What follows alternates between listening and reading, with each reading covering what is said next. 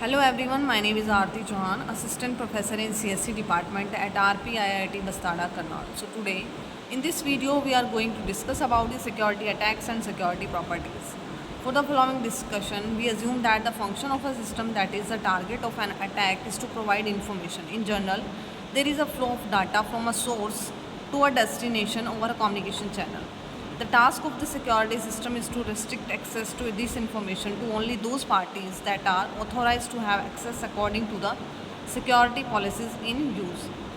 In the case of an automation system which is remotely connected to the internet, the information flow is from to a control application that manages sensors and actuators via communication lines of the public internet and the network of the automation system. Here in this diagram you can see the communication information source to information destination. Here the interruption, interception, modification and fabrication that is covered in the security attacks. The normal information flow and several categories of attacks that target it are shown in figure. The first is the interruption. An asset of the system get destroyed or become unavailable. This attack targets the source or the communication channel and prevents information from reaching its intended targets. For example, cut the wire, overloaded the link so that the information gets dropped because of congestion. The attacks in this category attempt to perform a kind of denial of service attack, which is also called with the name of DOS. The second one is the interception point. That is also very important. An unauthorized party gets access to the information by eavesdropping into the communication channel.